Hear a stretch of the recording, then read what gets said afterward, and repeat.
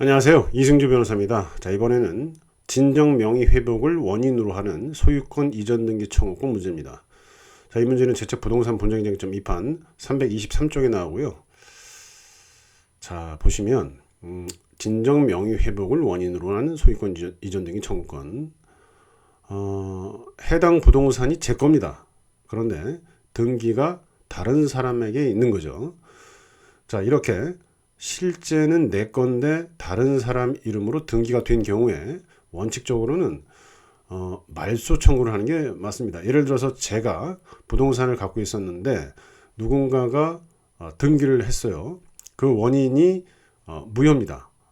뭐 위조를 했든 아니면은 제가 통정 허위 표시를 해서 친구한테 잠깐 넘겨뒀든 무효인데 이때 넘어간 등기를 말소 청구해서 저한테 가져오는 게 원칙입니다. 그런데 제가 친구한테 넘겼는데 친구가 주룩주룩 줄줄이 다른 사람들한테 넘길 수가 있죠.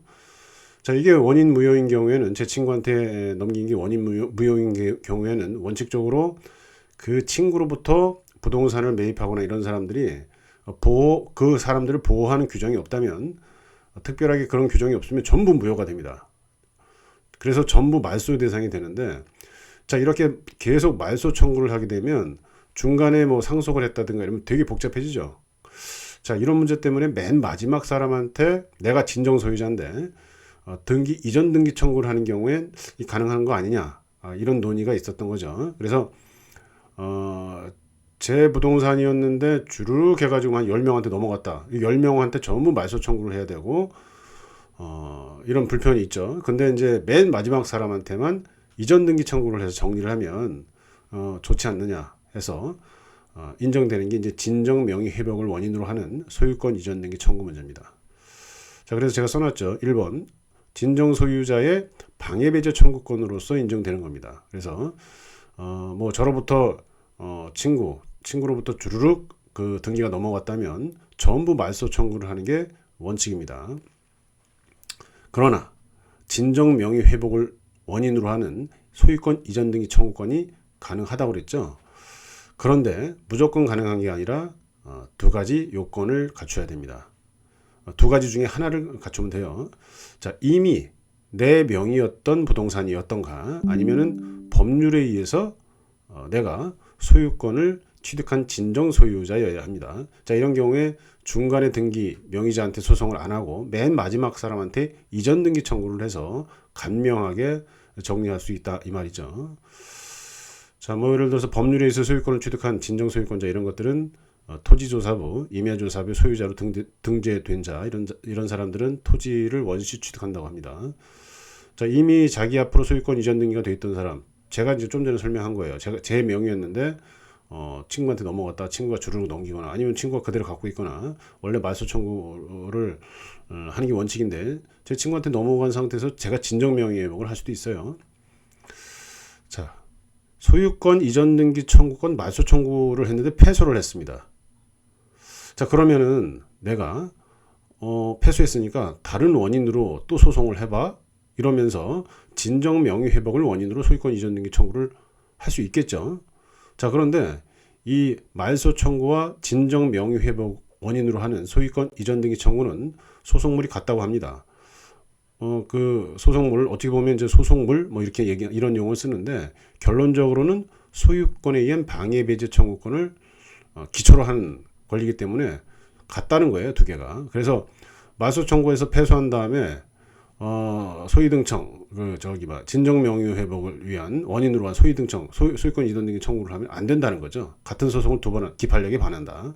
자, 요건 이제 유명한 판례니까 요게 이제 여러 곳에서 그 문제가 되는 경우가 있습니다. 실제 실무를 하면 일단 요 기초적인 걸 아셔야 되고 그 다음에 4번 자, 이 진정 명의 회복을 원인으로 하는 소유권 이전 등기 청구권 아까 말씀드린 것처럼 등기가 여러 명한테 넘어간 경우에 계속 넘어간 경우에 맨 마지막 사람한테 하는 그런 편리한 게 있죠.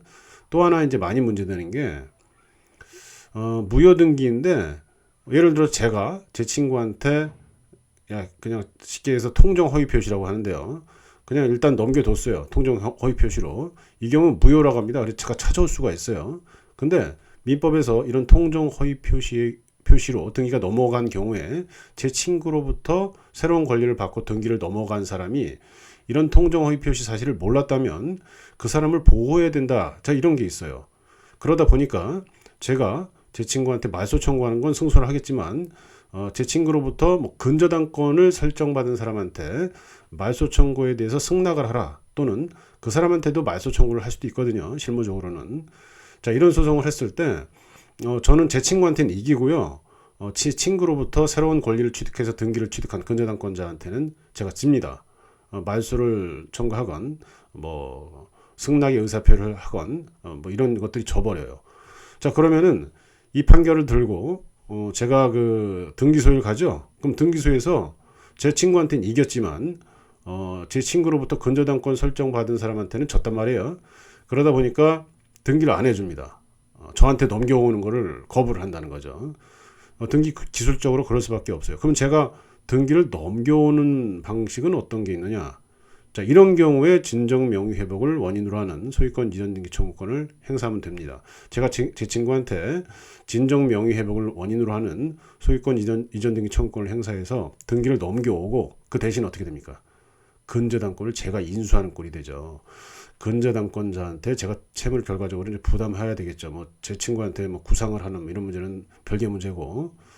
자, 이런 식으로 그 제3자가 보호되는 경우에 진정 명의 회복을 원인으로 하는 소유권 이전 등기 청구권을 행사할 수 있다. 다만 그 제3자의 권리를 그대로 인수하는 그런 문제가 발생할 수밖에 없다.